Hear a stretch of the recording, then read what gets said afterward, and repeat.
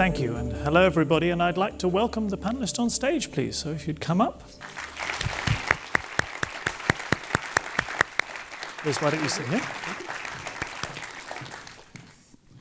Wendy, if you'd aim for that seat there. This one? David? Mario, just next to Wendy. Lucy at the end, yes. We thought we'd go for traditional dinner party seating, boy, girl, boy, girl, boy, girl. Only took us about an hour to figure that out. We've done our job. It's so lovely to see this wonderful big audience, especially of young faces. Welcome. So let me first introduce the panellists. We have a lovely, diverse range of people. Elizabeth Blackburn is 2009 Nobel Laureate in Physiology or Medicine for her work on telomeres and telomerase, the enzyme that puts the caps back on the ends of chromosomes. David Gross is 2004 Nobel Laureate in Physics for his work discovering asymptotic freedom in the strong nuclear force. Then we have Wendy Taylor, who is a Rockefeller Foundation Fellow and was the founding director of USAID's Center for Accelerating Innovation and Impact. Then we have Mario Molina, 1995 Nobel Laureate in Chemistry for his work linking CFCs to the depletion of the ozone layer. And finally, your own Lucy Fortson, who's Professor of Astrophysics here and, of course, has deep experience in promoting citizen science approaches to challenges. So please join me in welcoming all our panelists.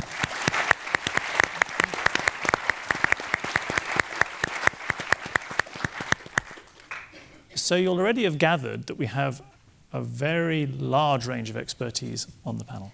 And I'm looking forward to exploring the different challenges they've faced and their different approaches to those and to what they've learnt from those approaches during the course of the next hour and 15 minutes. We'll also take the chance to get questions and comments from the audience at various points during the discussion, and we have roving microphones for that. We're here to discuss how do we approach grand challenges. And we thought it might be a nice way to start by thinking about what we mean by the phrase grand challenges. And I suspect we have rather different views on that. So I'm going to ask the panelists.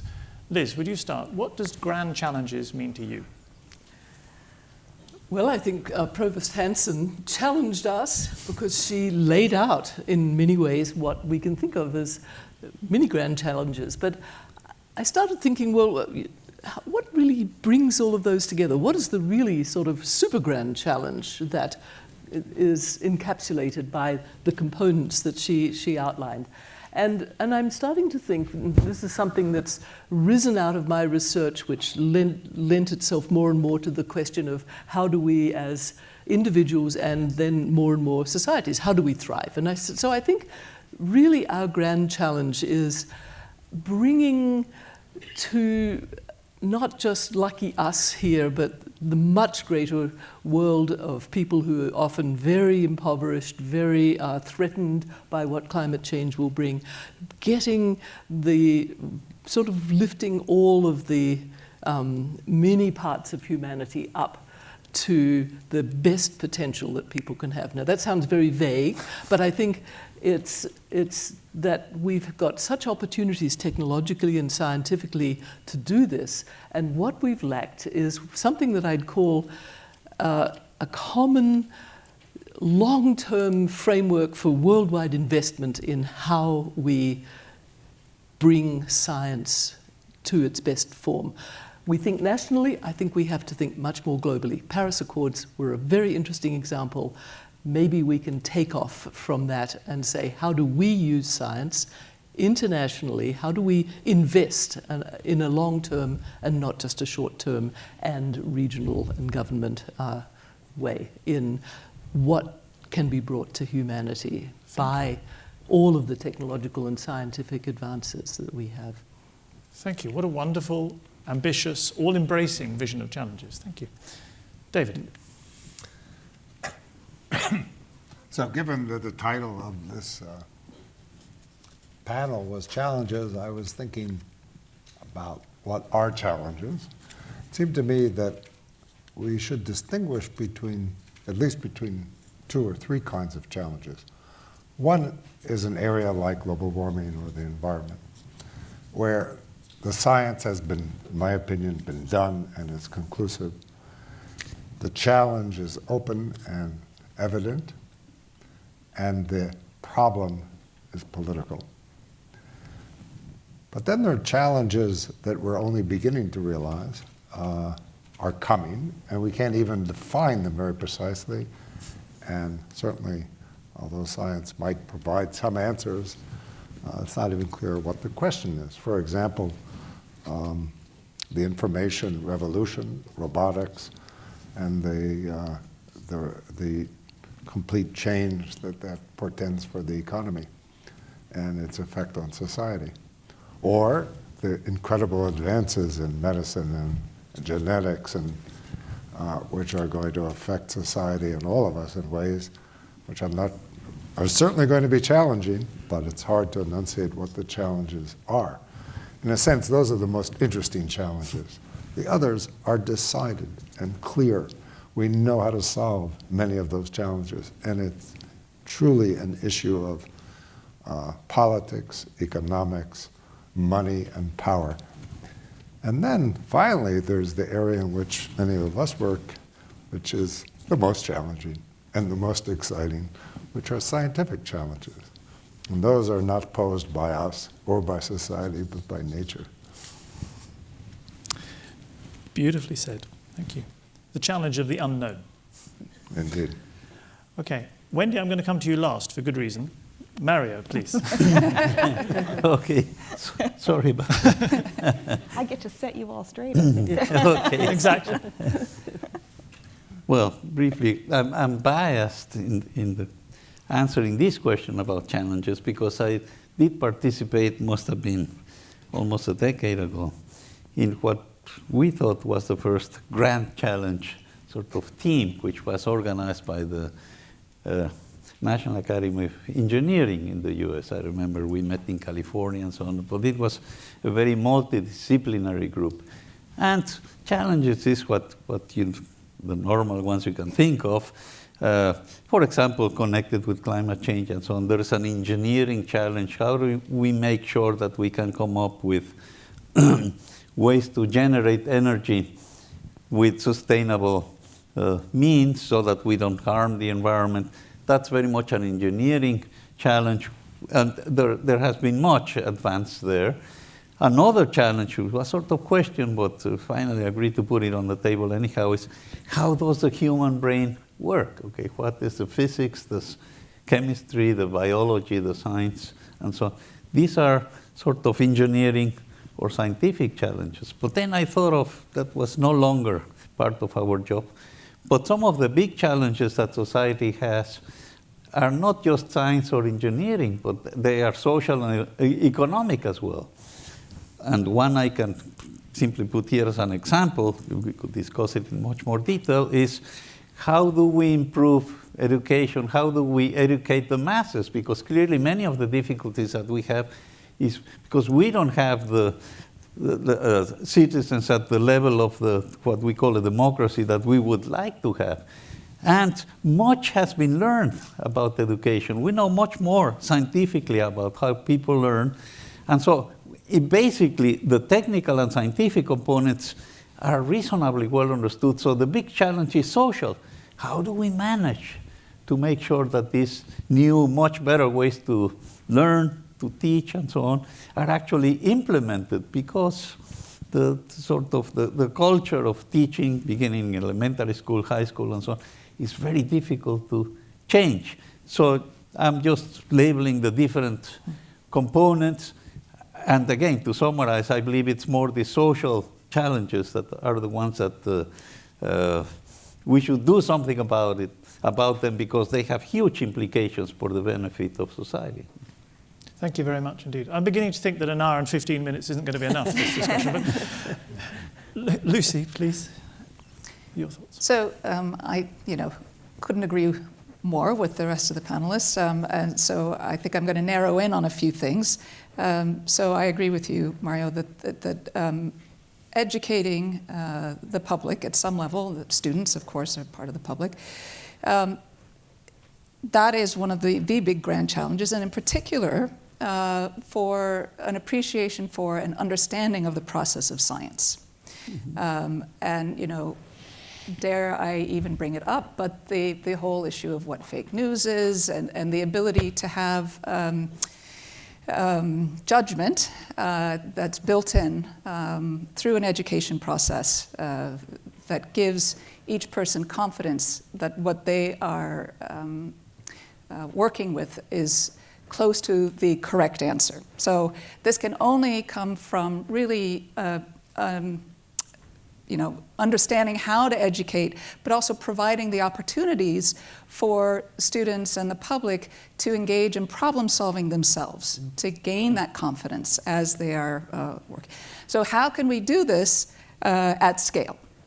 And so that's one of my big challenges, would be how do we engage the public in the process and understanding of research and science? And then the other big challenge is something that David alluded to, which is the artificial intelligence revolution. So what's the point of learning anything if the machines are going to do it all for us anyways, right? So I think one of the big challenges is to make it clear that there is a complementary relationship between the artificial intelligence that is being developed now and the humans that will be taking advantage of the artificial intelligence. So I think they're coupled in a sense, but they're two distinctly different challenges. How do we have combine human and artificial intelligence working in the best way possible? At the same time, how do we engage the public in scientific research and understanding? Thank you very much indeed. So already, I think we've seen an enormously broad interpretation of grand challenges and a mind-expanding one, and there are many threads to pick up on. The reason I wanted to come to Wendy last is there's also a very specific way that the words grand challenges are used, of course, and Wendy is particularly concerned with that. So how do you see grand challenges? Well, and I think this is actually a great introduction to many threads that we can pursue in this panel. But I think one way to distinguish a few of the things I've heard is there's both the what are the big grand challenges that we need to solve, and we could come up with a really great list. And since the University of Minnesota is actually now taking on grand challenges, all of you can help solve them. But also it's the how do we solve these grand challenges. And there's actually it's more of the method. And one of the things that I've worked on is really using grand challenges as a tool to be able to solve big problems. And so we're hearing the term grand challenges thrown around quite a bit, which is actually quite exciting, but it encompasses often many different tools. We can issue a grand challenge competition that has grant funding tied to it, where you're really trying to rally people to solve a particular problem and give out awards to people with the best ideas. There are winner-takes-all prizes.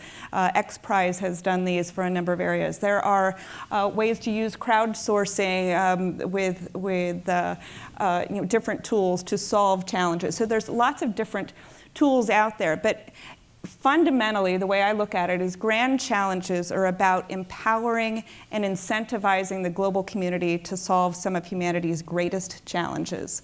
There's nothing more powerful than a big, hairy, audacious goal to focus everyone's energies and attention around solving that. And that's really what grand challenges are about. It's how do you elevate the focus of attention on a well-defined problem, and it needs to be a well-defined problem. How do you catalyze and inspire new solvers to come at solving a problem? And sometimes it's actually bringing in people who have never thought about the problem before and have a new perspective that they can bring to bear to a problem that comes up with completely new solutions.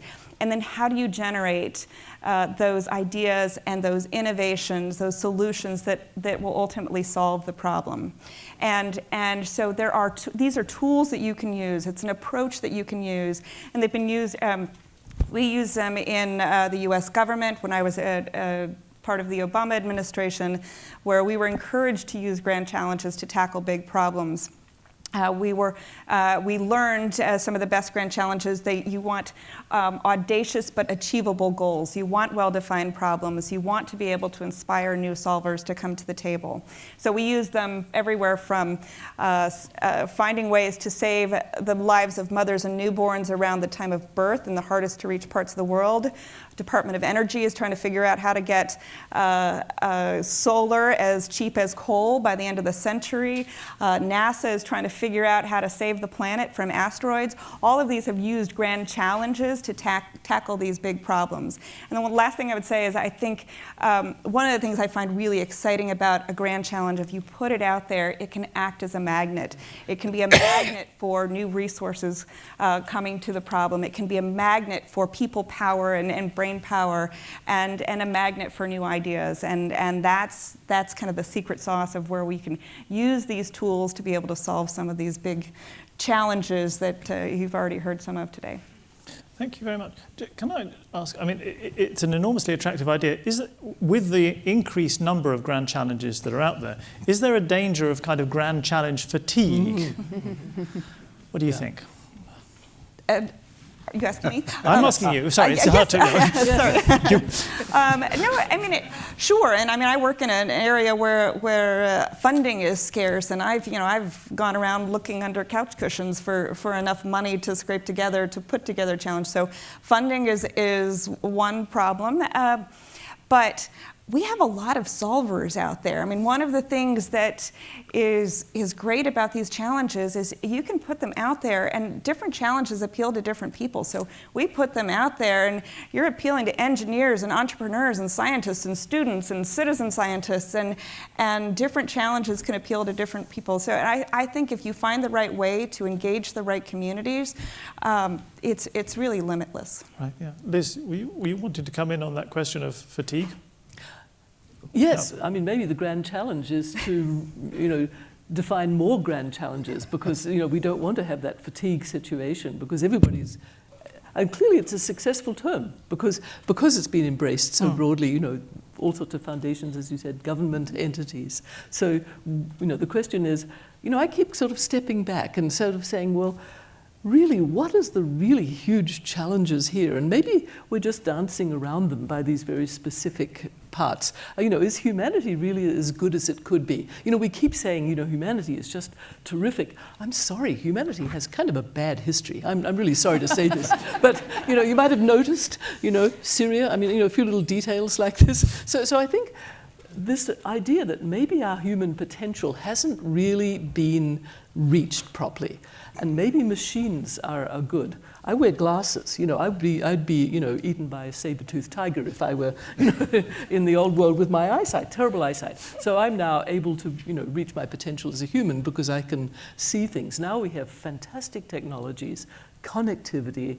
Maybe we can sort of aspire to, thinking about, well, what does humanity really, really aspire to? Because, we do lots of activities, but some of them are rather, unfortunate in their outcomes. And so, David, did you? Yeah. Well, this grand challenge. This is very grand. We're not being very specific here. David first, was and then asked by. Can we perfect humanity is a challenge asked by, the Buddha, Jesus, yes. many. It's an old question, right? It's a very old question. Right. The very first I'm not I sure. thought I could rephrase it. But asking questions, good questions, is very important for sure. However, when you pose grand challenges, which is sort of a way of marshaling resources and getting additional money nowadays in the United States, you better be slightly general, otherwise you'll be asking the wrong question and forcing researchers or thinkers or doers to work in a specific direction that you've defined before you know how things really should go. But it's always good to have some challenges last for a century. Mathematicians are very good at this. They establish challenges. Hilbert established 120 years ago a list of challenges which people have still not completely answered, and but Hilbert was Hilbert. He had to you had to correctly come up with very specific questions that could survive 120 years. Most of the challenges that come up, at least in the scientific area, of ways of getting extra money in an era of declining resources, haven't necessarily worked out so well if you look back at them. They've either produced resources that have been used for different questions than were imagined originally, or veered off. So be careful. I'm going to let Wendy reply to him, and then I'm going to come to you, Mario. Yeah, I wanted to make one response to the point you made at the beginning about sort of how broad or how narrow you define these challenges. And with the grand challenge model that we've used, we talk about it as the Goldilocks problem, where and this is really more art than science, but if you define how you define the problem makes all the difference in terms of the kinds of solutions that you get. And so if you define it too broadly, you get a mess, and you end up sort of not really figuring out, as the ones who are making the choices of what to fund, you get a mess of ideas, and they're just very unfocused, and they may not even hit the mark. And if you go too narrow, then you constrain creativity, you constrain people's thinking, and they might not think beyond the margins and in new ways, and that's actually that space where you might find the solutions. So there is kind of an art to thinking about how you get these new ideas to come in. So the challenge is posing the challenge. There is. Or not being maybe too preoccupied with it, having a predetermined answer, which is what I think David was saying. Right. I remember the National Institutes of Health extramural funding, very nationwide, very broad. One of the leaders of that program once said, we give money to scientists, researchers, and we say to them, take the money and run. And I thought that was really inspired. Really? That would be lovely. They don't mean run out of the country. And they know that when people are given that, people do rise to the challenge. Mario, you've been good patient. Okay, I just wanted to sort of put more explicitly another complication with the challenges, which you all brought up to some extent, which is the funding. Okay, but I'm thinking of space exploration, for example, or the big colliders and so on. So when we're talking about very large investments. But for example, with space exploration, there is the question, is there life somewhere else? Okay, so that's a very big question, but it sort of goes beyond pure science. It's more a matter of, we as humans, are we the only ones here and what have you? So this sort of moves more into the philosophical parts of that. But I think it's a point we cannot ignore, because how do we allocate resources? And again, for high energy physics, some of the experiments are very expensive, but you're trying to find out how matter works, and so on. So it will pay off, okay? But I also mentioned that because it's one of the challenges with politicians, okay? Say, what are you giving me back for the money I'm giving you? And I think that's often very short-sighted. So a challenge is to, particularly when we're talking about the current administration, is to really continue to doing basic science, which is fundamental for the progress of humanity. That's something we can talk about for a long time, but it's obvious for historical reasons that we should really keep using resources to pursue fundamental science. I'm going to come back to you in a second, Mario, but Lucy, yes, please.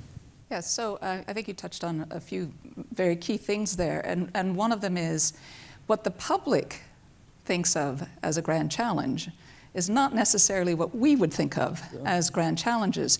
So you could be crass and say, well, it's our job to figure out how to sell the grand challenge to the public so that they're along for the ride to the moon, when we all know that the reason we went to the moon was not necessarily a grand challenge in that sense. It was a grand political challenge.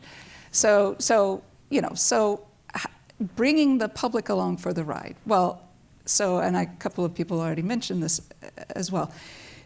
You have to motivate the public. You have to get them engaged. And I think I've already said this, and Mario, you said this at some. It's about the education. It's about giving them the tools that they can then use over a lifelong time of learning so that they can help us define what the grand challenges are. They can participate in some of the USAID grand challenges. They can even participate in some of Hilbert's challenges, that some of those mathematical challenges are being crowdsourced as well. I'm not sure they've come to any true successful conclusions, but the idea is there, and it can be motivating for a student who particularly is interested in mathematics. There's now this opportunity to work with other like-minded people through the connectivity of the web to try to solve some of these larger grand challenges. So for us, it's how do we engage the public for lifelong learning and give them the tools so that they can approach the grand challenges in whichever way is best suited for them, instead of sitting back and watching the next television show or reading tweets or whatever. Yeah, right. Or Facebooking, sorry. It's giving them the tools, and it's also democratizing access to the opportunity The challenges, to solve them. right? Yes, exactly, right. Mario, you're quite rare in that you took a very basic scientific observation and then followed that through to a global policy change, the banning of CFCs. How did you and your colleagues and everybody involved engage people to believe in what was going on? Because when you started, it was not, it was just science that was unknown to everybody. Yes, well, we had to make a decision. Sherry Rowland and I sort of remember discussing that. At that time, this was last century, decades ago, it was really not customary for scientists to go out and to try to convince the public that something had to be done. It was sort of not very well regarded, because if you publish in the New York Times instead of in Science or Nature, you're not a very good scientist. Okay? That was sort of the perspective. But we realized at that time, things have changed a little bit. If it is not us, Sherry and I, then who? And if it's not now, when? And we decided we need to go out. And so we had to learn how to communicate to the public. And of course, we realized it was important to first to try to communicate with decision makers in government, with politicians. And we had some success doing that, and also with the press. But we had to learn how do you have a press release and so on. And it took some time. Okay? At the beginning, we were communicating very well with other scientists. We managed to get the national academies to look into the problem and eventually write a report. So slowly, things began to move. But I think we were quite successful, even though we had to convince the public in general. We were quite successful with decision makers at very high levels in government, with diplomacy and so on. And that sort of was one way to better communicate with the public. It is sort of a two-way thing that you have to do both at the same time.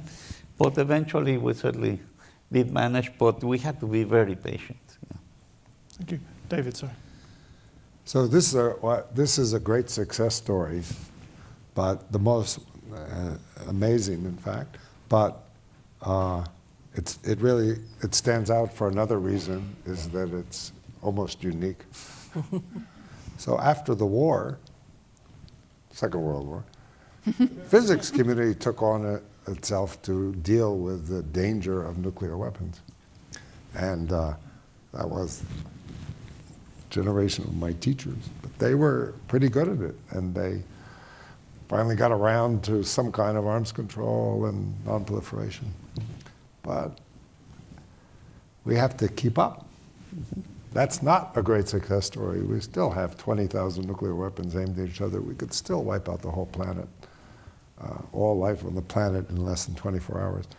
You know, and in fact, the US and Russia, the two major superpowers, are in the process of planning to build better and more usable and more expensive and more nuclear weapons right now.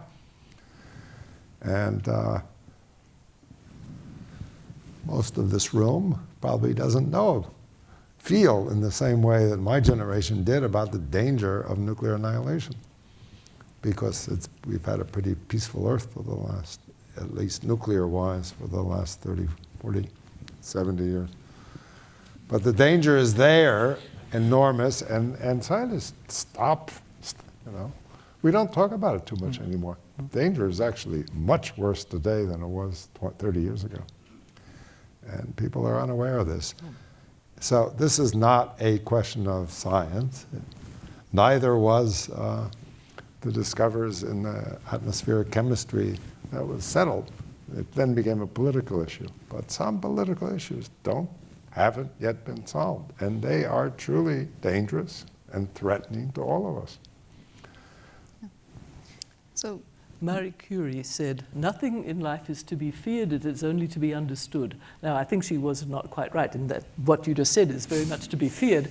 But my feeling as a scientist is, I want to understand what is it about this amazing brain of ours that collectively does such bizarre things that we end up with, 20,000 each pointed at each other? That is really strange. And, maybe that life, what did they find? 7 more planets that had Earth-like qualities just very recently? No, there are hundreds. Okay. There are 7 together. A new one, 7 together, yes, that's right. They're probably looking at us thinking, what are we thinking? No, they've already, unfortunately, the best answer to where they are is that they blew themselves they blew up. themselves up. Okay, so lessons to be learned. Right. So maybe we have to, I'm being a little frivolous, but, you're saying Earth might be doomed. There's been this science fiction scenario forever, how do we get off Earth? And this is a very grand challenge because we might need to think about it because our planet is getting pretty maxed out environmentally and only going to, most arable land is under agriculture right now. Agriculture is being very threatened by climate change, as will, large populations near, we all know the dangers. So this planet is in not great shape. And so every effort, it seems, should be to pull it back until we can, use the wormhole physics and get out to some other planets. Because I think, we're... Something's happened to my panel. We started with the positivity of grand challenges. We're now, how do we abandon Earth? It's gone wrong. Well, you did say grand. I'm going to bring it back. Let the astrophysicist. I'm going to bring it back to Earth. Okay? Not only back to Earth, even though I'm the astrophysicist here, I'm going to bring it back to Earth. And not only am I going to bring it back to Earth, I'm going to bring it locally. So both of you, posed global issues, scary global issues. In your case, thank you so much for doing what you did to help preserve the atmosphere. Okay, so I'm not going to touch that one. But the risk of climbing up on my soapbox again, I'm going to say there is another example, which is the Flint, Michigan water crisis, which Solved? Was it solved? Well, yes, and it was solved with a lot of help by citizen scientists who took matters into their own hands. And so this is where there is hope. Mm-hmm. When we have the public, for their own reasons, and this is definitely a motivational force, when they start seeing water that is oozing out brown in their bathtubs and whatnot, and being told by the city council that, oh no, don't worry, there's nothing wrong with it, it's just the way it is. There's a whole story to it. You can Google the Flint, Michigan water crisis if you don't know about it. But bottom line is there's a mother who was desperately worried about her children. Great motivating force there. And she took it upon herself to learn how to do water quality tests. She got the equipment to do that. She got enough equipment to train her neighbors, and they were able to put together enough data. In the first instance, when they went to the city council, they were not able to convince the city council. Why? As it turns out, for reasons which, there were politics involved, let's leave that aside. But they persevered, and they were actually able to convince the state that there was an issue with the water quality, and it was damaging their health. And at the end of the day, they were actually able to make policy change. So the point being that if you start local to things that matter to people, we are human and we're tribal in some sense, right? So we care about things that are local. So this goes back to my point about rephrasing. How do we phrase the grand challenges so that the people at the local scales in the small towns or in places in the world where they don't care about Google, they care about eating and finding shelter and finding a way to survive. How can we translate all of the tools and whatnot, give them the power, empower them to make change, policy change, understand the science, et cetera, at the very local scale. And then that will bubble up and hopefully give us the ability to make changes before it's too late on the larger global scales. But I think that you raise a great point, and it's something that we thought a lot about when we were running our grand challenges. We're working in the global development space and are keenly aware of a lot of failed efforts of people sitting in ivory towers or somewhere in some Silicon Valley office on the West Coast trying to solve problems for people in communities halfway across the world that they really didn't understand. So there is really value in trying to empower people who are closest to a problem to find ways to solve it. But it's also about creating sort of a platform and an outlet for them to solve it. And so we often talk a lot in the grand challenges. One of our big learnings was that good ideas can come from anyone and anywhere. And two of my favorite examples of that came out of our Saving Lives at Birth Grand Challenge, where one of our innovators, he was an Argentinian car mechanic with no more than a high school education, who came up with the first innovation for obstructed labor in half a century. Mm-hmm. And he was inspired by actually watching a YouTube video about how to get a cork out of a wine bottle. You push the cork all the way in, and it's a great party trick, so you can look it up. But he saw this while in the shop with his buddies during the day, and in the middle of the night he woke up and had this aha moment, and he shakes his wife and he looks at her and he says, "I figured out a solution for obstructed labor." And she thought he was crazy. But here, this very smart mechanic actually prototyped in his kitchen with a jar and his daughter's baby doll, and went to an OB and got some good user feedback that he was onto something, and eventually we actually found it. And Becton Dickinson is now developing this a device and is going to bring it to the developing world. And another quick example is a Rice University engineering student, senior year, developed a prototype for a bubble CPAP. And bubble CPAP is for acute respiratory distress, which is actually one of the leading causes of newborn mortality. And you can go to any hospital here in the Twin Cities and find bubble CPAPs in the NICUs. They cost $4,000.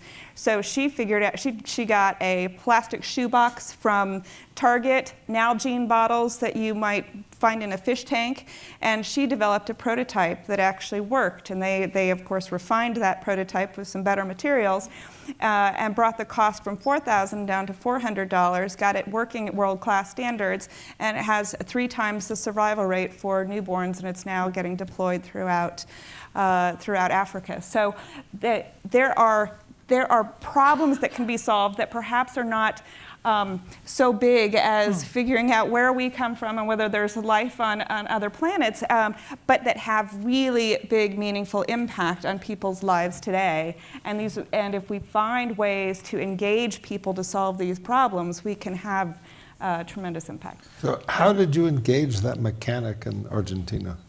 Well, so part of it was when we issued our grand challenge, we had a number of partners. We had the Gates Foundation, we had Canada, a number of other countries involved with us. So we had and USAID has a pretty big platform. So we pretty much announced to the world that we were looking for new solutions and got a lot of attention our first year. And by that point, that innovation had already it was already getting prototyped and had made its way into some circles in the development community. So we found him. But part of the key is how do you actually put these out there in a way that sort of open it up to new communities, and you have to think about how are you incentivizing the kinds of people that might be able to come to the table and solve a problem, and how do you reach them? And how are you using, we've all heard about the abuses of, shared information and so on, and I think that's the real challenge. It's such a good potential technology, and yet we've seen it go down these routes that, and yet there's the examples you're giving where, how does one devise the technology in such a way that, the worst parts of it, become minimized? Because that would be a very practical kind of question. But I wanted just to give, it's a bit of a counterexample, just to point out that there are different ways in which you can look at great challenges. It's just climate change, okay? Because you could be very pessimistic. Look, how the hell are you going to convince people in a small town to worry about this problem when they can do practically nothing about it because it's a global problem? No, but you have to be optimistic. Of course, we can certainly solve it. We know how to. The science is well established, and the technologies are out there already. So what's a challenge? Just politics. Okay? And so you need the support of the people. They have to understand it. They have to support their leaders. Lucy's talking about scientific politics. Okay, but that's politics, and that's where you talk about your children. I want my children to do well. Otherwise, why the hell do we have primary schools or secondary, even universities? The investment is not going to show up for decades, okay? No, but people worry about their children. But if you can involve all those people, as I keep saying, locally, it's not that the, holy scientists have come up with a big solution and then they're going to be the recipients of this amazing solution. That is, I would suggest, not the way to approach it. The approach is to get them, for example, to crowdsource the data locally, for example, for Siberian fishermen to provide notes on the whaling or the fish populations, or some way of getting information from these indigenous peoples, or peoples that are literally the ground truth that can then filter up into large databases that then... Right, but a very important point just to add to it. Certainly, you have to show them, and I agree that that's where the specifics go. Climate is changing around them, and sometimes for the better. But often, but in many other cases, it's getting dry or whatever. But that's why they have to understand that we're talking about some social responsibility for the future, but we have the solution. We don't have to do any sacrifices. It's not that you have to give up something so that my children can do better. We just have to change the way we do things. And if you do it with creativity, you can increase the number of jobs, you can improve the economy. So you have to convince everybody, but using, to the extent that you can, some of the local effects. But it's a big challenge. That's what I call a grand challenge, because it's clear that we all have to do it together, the entire world, but at least the heads of states So the are entirely in agreement, with one exception, unfortunately. All the heads of state except one. But the challenge is to try and understand why we work apparently so much against our own, interests as ignorance. Humanity. Well, I call that ignorance or irresponsibility, actually. I think it's that amazing complex thing our brain and this amazing interconnectedness has, and how we end up, I think understanding how this functions would be very helpful, because we see it at work in so many arenas that, There are conflicting interests. There are, and I mean, that's it's not. right. That's right. And yet the world has done amazing amounts of cooperative things. And people have sort of tried to quantify. I think it was Steven Pinker, right? We're better at not killing each other worldwide. And so, although I think that was slightly out of date, but no. But he did do a very interesting analysis historically and concluded humanity actually, has shown more signs of cooperation. So I think there's a lot of possibilities because we have the technologies there, but we have to understand, how people really work and not just how we would like them to work, because that was our upbringing that gave us a preconceived view of how things work. I think we really have to do the true hard basic science to understand what makes this extraordinary species, humans, work. It would be nice that if in addition to biology, chemistry, physics, we had real sciences in the fields that attach science to their name. Political science, social science. But maybe that's spoken like a true David, physicist. maybe that's just 'cause they're so. Yes, but that. But maybe they're too complex. You see, biology couldn't have been a science when it was vitalism. It was, but we didn't have the tools, So, to quote John Nash, was once asked. He just won a Memorial Nobel Prize in economics science, and he was asked by a reporter, "Is economics a science?" And he said, "Any field that needs to add to its title the word science isn't." Oh, so that's why it's physics, but biological sciences. Well, there's no such thing. It's biology. There we go. So don't use the word life sciences. Right. I just want to steer us away from this one. That's why you Wendy, you mentioned. I'm going to go to the audience in 1 second, but you mentioned the word incentives, and quite often prizes are put up for those who can solve a grand challenge. Is that a good idea? Is it good to have people unite around a prize? Yeah, I think prizes are another tool in the toolbox, if you will, and so you have to know when to use them. It's this, when do you use what kind of tool? And prizes can actually work very well. There's some great examples historically. What some of the lore around prizes is you have to think about it's the guts, gold, glory, and I'm going to forget the other G. There's 4 Gs. Gophers. Genius.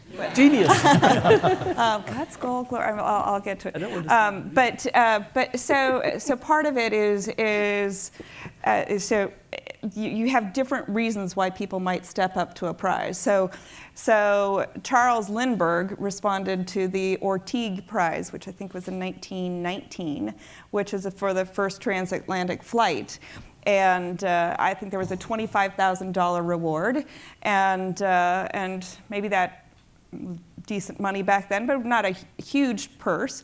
But there were certainly guts involved. A lot of people had died, and there was a lot of glory. And so it did serve to get people to solve that prize. X Prize, the Ansari Prize. Was quite successful. So it's another tool to sort of catalyze people to solve a problem, good. Sorry, I forget. The good is the other G, because you can. So you can decide to step up to a prize for a number of reasons. And glory sometimes is part of the big thing. If there is a big prize out there, you can. Some people might want the glory that comes with it. Sure. Can I push back against that with the question of basic science? I think what you're saying works very well when there's a more defined goal. But basic science, I don't know anybody in basic sciences who said, well, okay, I'm going to start this hard career because I want to get a Nobel Prize. Everybody I know did it because they were just motivated by the extraordinary, journey and the curiosity and the satisfaction of doing what you do. Right. So I think what you're saying is it's a toolbox thing, but I think we shouldn't mistake it for the really long-term investment in Yeah, basic and foundational research that we really have to make sure Right. is not lost. And I think, I mean, we keep hearing basic science come up, and I think absolutely no one should walk away saying that this is an alternative to No. making really robust investments in basic science. This is really almost when you're further down the line, you're Yes, benefiting yeah, from yeah. that knowledge, Yes, and there's a you defined actually goal. now Absolutely. have the potential to leverage Yes. all of these insights and be able to solve Absolutely. problems. Lucy. But there's another thing that we've learned. So I co-founded a crowdsourcing platform called Zooniverse.org, and we have nearly 1.7 million people worldwide that contribute to our projects, and so we have. I failed the tutorial. Yes, we were having discussions about this before, but yes. So how clever do you have to be to take part? Depends on the project and the incentive structure. So, which is what I'm going to. Yes. So we have found that the incentive that people they actually want to participate in research. It isn't having to do with any competitive aspects. So in our first project, we actually had leaderboards, because we figured, of course, we're kind of gamifying things here, and so we want to have the people who classified the most galaxies be able to show up, and that'll incentivize people. We were dead wrong. So it turns out that the people who actually want to contribute to our projects are actually turned off by competition.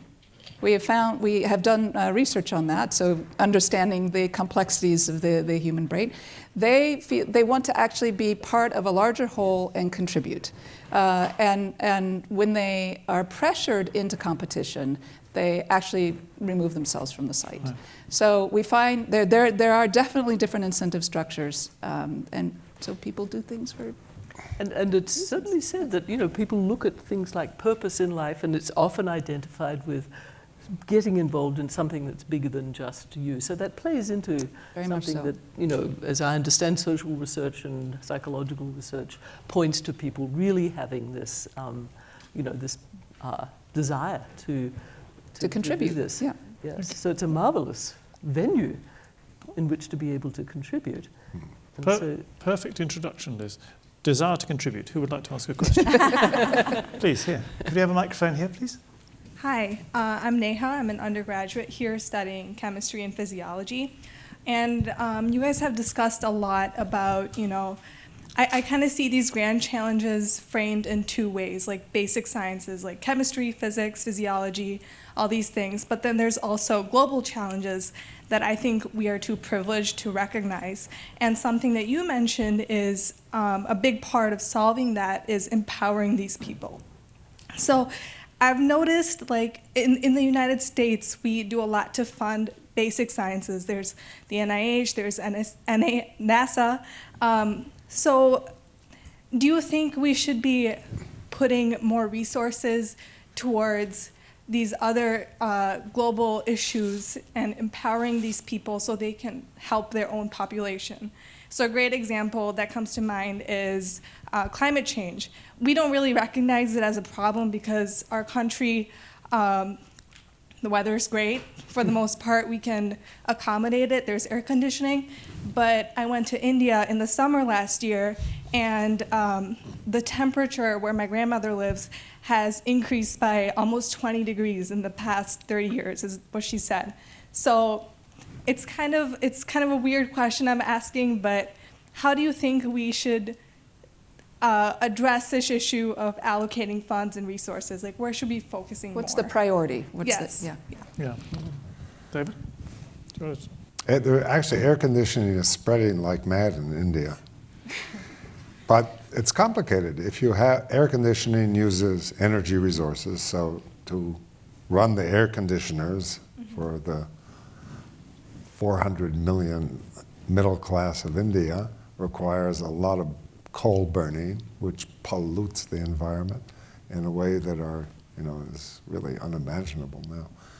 These things are all tied together, and this is what government and informed government is about, and politics is about. These priorities, depend on whose priorities. The people who are living with the consequences of pollution of the atmosphere in New Delhi, or the middle class in New Delhi, which lives in a big apartment building and wants to have a cool summer. There's no answer, I know, that comes from science. This is a political, social decision. Mario?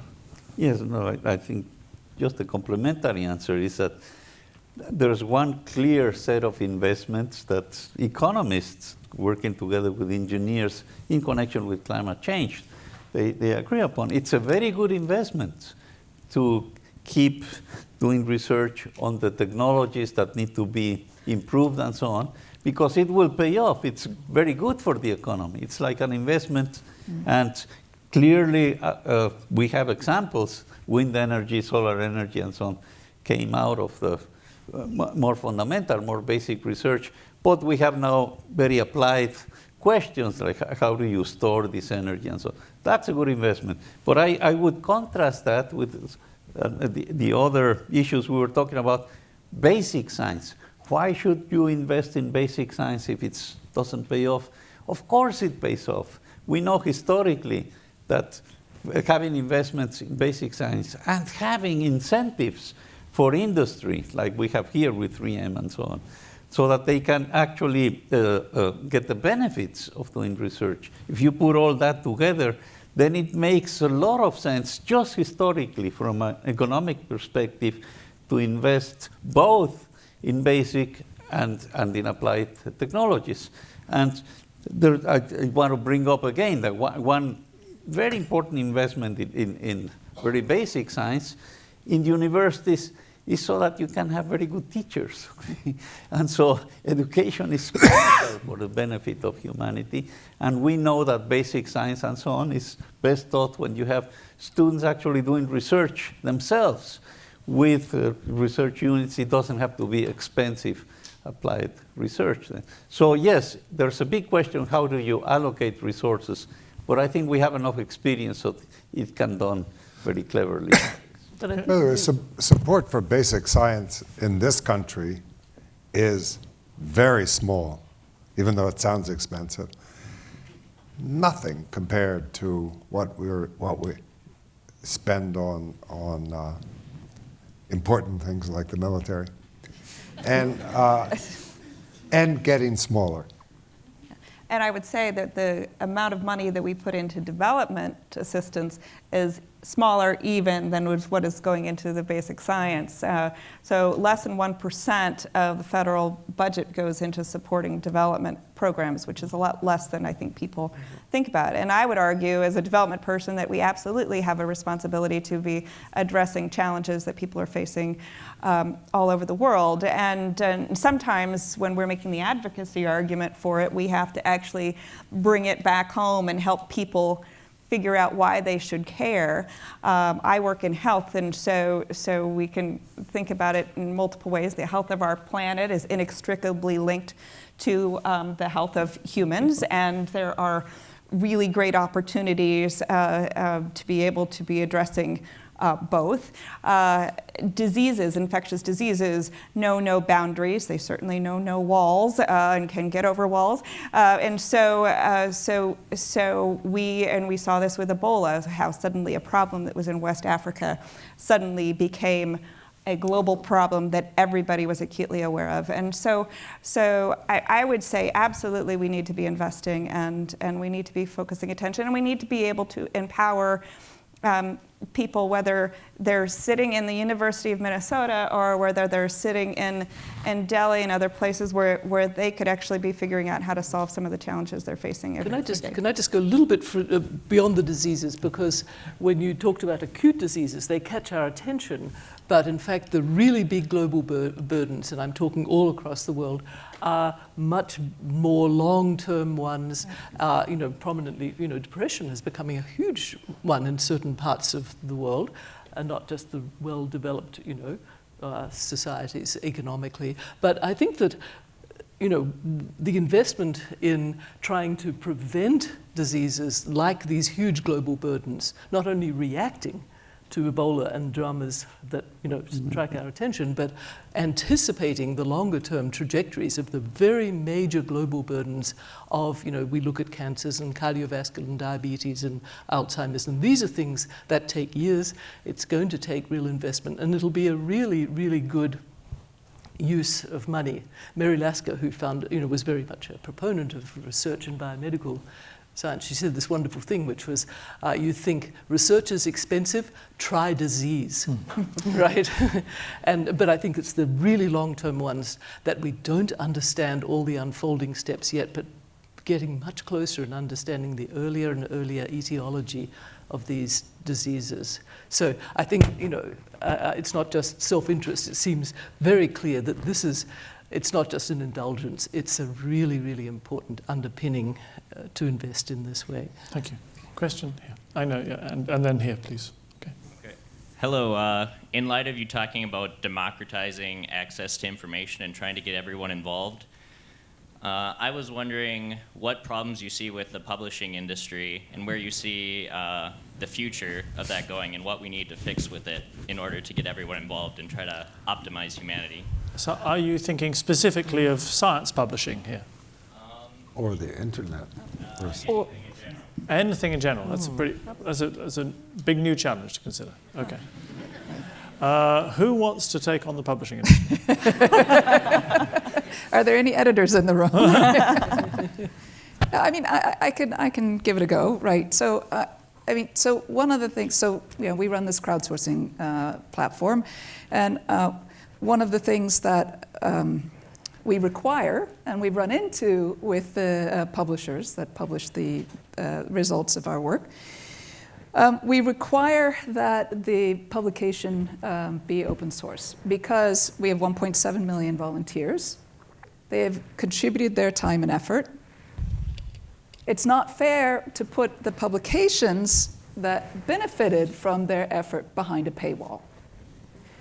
So we've worked successfully with several publications so that they give us an out. And so any research team that works with our platform for these particular publications will want to publish in those particular publications, they're allowed to be free because of the work that we do.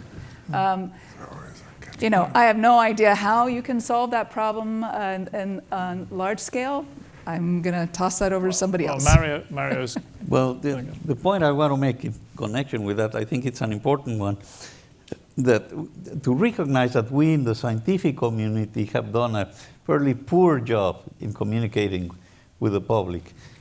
That goes all as for basic science as well as for applied science, like climate change, because part of our culture was just to communicate among ourselves, even just in our own discipline. Fortunately, that's changing. I come back to education. We can do much better that way. But what we are missing is to really learn how to communicate to the public. First, applied problems like climate change. We need professional communicators who are doing that, but we, as scientists, need to work much more actively to make sure that this is properly explained.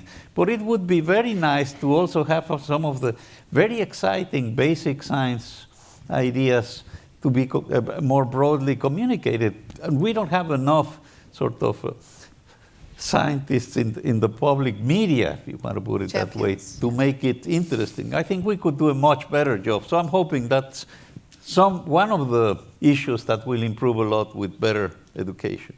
We need more Neil deGrasse Tysons, right? There is a real crisis in newspaper, magazine, print publication, which has affected science reporting widely. Most of the venues have gone out of business. Very few newspapers have science journalists anymore. The talent of science writers is out there, actually, and there are some new initiatives. For example, I'll give an advertisement of a wonderful online, totally free, subsidized by the Simons Foundation magazine called Quanta, which is superb. You can sign up, Quanta, Google. You can sign up and get an article a day, brilliantly illustrated, wonderful science reporting.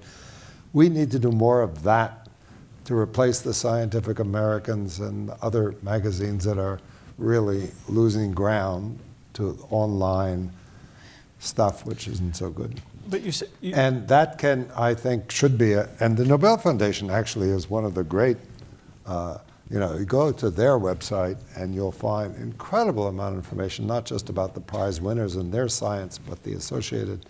It's a wonderful resource. There are lots of things like that available online. But I want to pick up on that and go back to your original question in the sense of democratizing, access to research at even the highest levels. What you say is absolutely correct, David. But again, we see when there are the published papers available to the people that work on our projects, they will look up, they will go into the literature, and they will familiarize themselves with the topic that they're working with, be it plankton or penguins or galaxies or what have you, and they will discuss amongst themselves on our discussion boards. But if they did not have the access to those publications, they would not be able to have those exchanges. And so I think the root of your question is, we can't just hide, I'm not saying hide, but we can't just rely on the ability to, quote, translate the science. The real work, the real science, the real publications have to be available to the public to be able to... Who do you publish with, Lucy? Excuse me? Who publishes your findings? The monthly notices of the Royal Astronomical Society. Who's the publisher? Oxford. Yes. So. But the physics community is better than most in making its stuff available. But there is something, I suppose, rather strange about all talking about wanting to engage the public in science, and yet working behind these firewalls. Exactly. Right. Mm-hmm. Yeah, but just a very brief note. We also have to do much better with what we call the social networks, okay? Because you're right, the normal way to communicate things with magazines, or even if it's out there in the web, doesn't work that much. The new generations are sort of accustomed to doing relatively short things, so we need to be able to communicate things very fast. Yeah. But I also maybe give another example that came out of the Ebola experience, where there were a lot of researchers who wanted to get access to the data. Even when they got access to the data, there were challenges. Some of them, once they did their analysis, they actually held that information and waited, because they were waiting to be able to publish. And those timelines don't really work very well when you're in the middle of an outbreak and a crisis. And that was a great case where you can imagine some kind of crowdsourcing open innovation platform where people are putting out what they're learning as they're learning it in real time, and researchers are then sort of building off each other's knowledge so you can actually figure out how to solve a problem quickly. And that was an example of where some of the publishing rules got in the way, and there certainly have been interesting conversations about how to address that. Well, I remember when there was a stem cell controversy, and somebody had made a very extravagant claim, and people just immediately went to their labs, tried to reproduce it. About 10 different labs tried, put down exactly what they had found, which was it didn't work. And within something like a couple of weeks, the whole thing had gone away and saved an enormous amount of wastage of time. So when science does bypass the older publishing models, it can be very good. I was just going to add, though, in the cancer research arena, the medical, there's vast amounts of data about people's detailed molecular characteristics and DNA and epigenetics of their cancers. And there's a big movement now to try to get the world communities of cancer researchers to not do what you're saying, hang on to their data, but to share it. And Joe Biden, with whom starting with the moonshot, but now very actively in the the Biden Cancer Initiative, is getting people to try to realize that that's a standard that everybody gains from in the end. First of all, standardization, and then so I think it's huge. Poor Adam, he's trying to break into it. Ignore me. But what always happens is happening. Things are really hotting up, and we're running out of time. But I promise that I promised someone over there he'd get a question. He will. But does anybody want to pick up on this precise point of publication? Okay. Let me just take your question in the front. Please, can we have a microphone here? Quick. And then I will come to you, I promise. And I know there's a forest of hands over here. We'll see what we can do. Let's move rapidly. Fast answers, fast questions. I'll be quick. Oh, is this on? Here we go. I'll be quick, but this is in defense of science writers, because S3 actually are science writers right here. And part of the problem is what we're doing is we have to understand communication and how people consume that communication. But when we take those concepts to scientists, they don't want their information to be portrayed in the ways that we are trying to get that consumed by the public, because your goal is the same as our goal, to get that out to people. So I guess I don't have a question except for just a comment that I think science and science organizations have to be a little more open to working with the media to allow us to help you get that information out there in a way that'll hopefully go viral, and get out to the public. Sure. I want to praise science writers I've worked with who I've thought have been really good. The problem has often been with the headline writer, and that accounts for some scientists' reluctance. The article will be great to credit to your profession. What? Yes. Or clickbait, so you'll actually read the article. And that can distort the science in ways that make scientists more reluctant. So that's a very interesting problem to solve. It's probably not a grand challenge, but it's an important one. Yeah.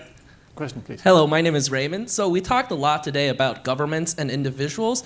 My interest is mainly in corporations, and here in Minnesota, we have home of many large corporations, including United Health Group, ensuring over 50% of the domestic population, Cargill, which has over 14% of the global food supply in their supply chain. And a lot of students here are going to be employed by those corporations. So how we as individuals can take on these grand challenges while we're still working? Thank you for the question. Participate in Zooniverse projects. Okay, Wendy, remember brief. Yeah, I would just say I think there's lots of ways for corporations to engage. You're engaging and solving challenges even just within part of your core mission. Companies can work as part of corporate social responsibility and put out a challenge. Qualcomm put out the tricorder X Prize. So yes, think Star Trek, a little device that could actually detect all kinds of diseases, diagnose all kinds of diseases. You've got Elon Musk with SpaceX, who is saying he wants to die on Mars, but doesn't want to die on impact. He's actually looking to try to make sure we have we're a multi-planet species. But there's so lots of companies there's ways to take on some of these big challenges, and the more actually companies do it, where it's part of their business interest rather than just a corporate social responsibility, the more engaged they'll be. And so we always look for that angle. Okay. And maybe you as students can be demanding of your employers when you are job interviewing and you have a choice of companies. You could ask, well, what's your company's policy in this? If you want to hire me, maybe I would be more motivated to go to a company, I'm a student here who's graduated, has job offers. You might be motivated to a company that is thinking That's a nice point. about this. Yeah. Okay, please.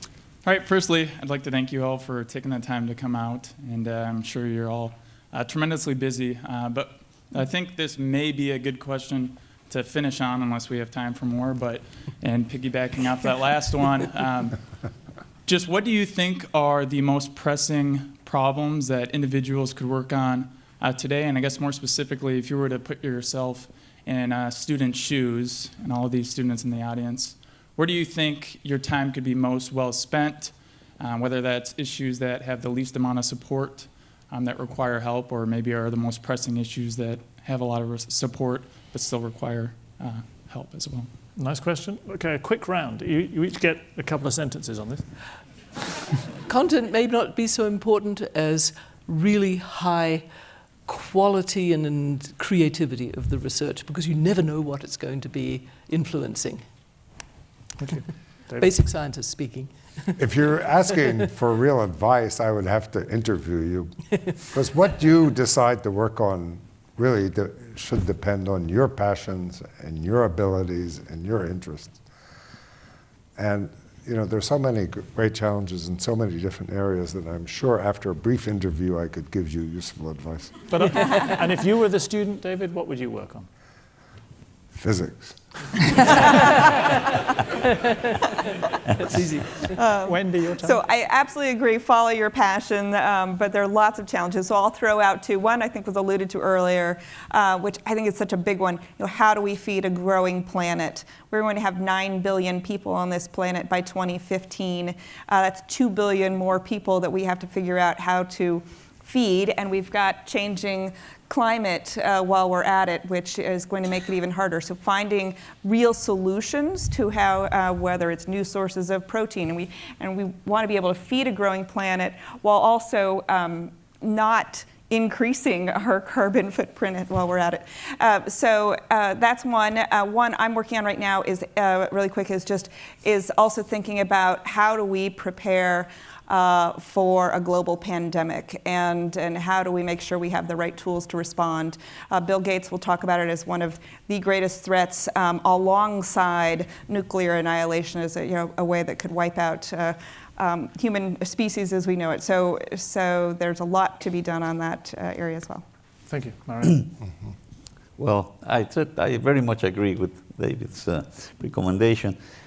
I would interview you, but in more general terms, my advice is find something that you like, that you're good at, and then do it with passion, and then you're going to probably be excellent at that. But just adding to that, if you're doing something and you realize it benefits society, it's even more rewarding. And if you are doing something that you realize you are the first one on this planet, that you're finding something new, it's extremely rewarding, okay? So I would just push you, find something interesting, something you really enjoy, and do it with passion. Okay, so I'm going to go back to the practical again, like Wendy, and lest I sound like an advertising machine. And I actually, quite seriously, if you go to zooniverse.org, there are, did everybody get that? There are 120 projects ranging from astrophysics to cellular biology, with a whole bunch of ecology projects. Many of them are run by researchers at the University of Minnesota. You can take your pick of what engages you, going along with the, what is your passion. You can try different ones. Some of them you don't actually have to spend very much time with them to actually contribute something. So this is sort of in this day and age, getting if you will, a quick fix on something. This is a great way to feel like you've contributed, between your homework sets or something like that. I don't know. But furthermore, it gives you an opportunity to explore a wide range of research areas to perhaps help you hone in on what it is that you actually really want to make your life's passion. I think your advertising worked. I think David's just gone on Zooniverse as well. And he decided to take up neurobiology. Right now. The muon hunter looks interesting. Oh, muon, that's mine. So you turned out to be right. That seems to be the last question. Well done. It was yours. We have just a minute left. So let me just finish by actually just asking one little question to the Nobel Laureates here. You all addressed grand challenges in your way. Is there anything that would have made a big difference to the speed with which you would have got to the answer, that would fall within the remit of how we should approach grand challenges? Was it pure? Did the prize make a difference? No. Did the potential of being awarded a prize at the end of it make a blind bit of difference? No. Is there anything that would have driven you to work far harder? Yeah, well, conceivably, in physics, I'm a theorist trying to explain a very fundamental facts that have been revealed by experiments. So if there had been more experiments, well, along the path I followed would have made it easier. It's the only thing I can think of. How about you, Mario? Anything? Well, what I would add, my own personal experience, somehow or other I became fascinated with science in spite of school. Right. My teachers were very boring, and furthermore, some of them were actually wrong. I realized that later in terms of explaining the seasons and so on. So what I would very much encourage is education. You can really make children very enthusiastic about science if you do it right, okay? If they work together and they do experiments and they discuss them with each other and so on, it can be fascinating. So I would very much suggest that this would be a large improvement for everybody if you change the educational system appropriately. Okay. Well, let's stop there. That's wonderful. Thank you. I think there's been an enormous amount to take away, but I wouldn't like to try and summarize it. So, so I think all I'd like to do is to, first of all, give my own advertisement for Mario Molina's talk on climate change, science and policy, which is going to be given here in this lecture hall at 4 o'clock tomorrow. So do come along. And otherwise, I'd just like to thank all the audience for being here and for your wonderful questions. I'm sorry we couldn't take more. And the panel for a stimulating and wonderful discussion. Thank you all.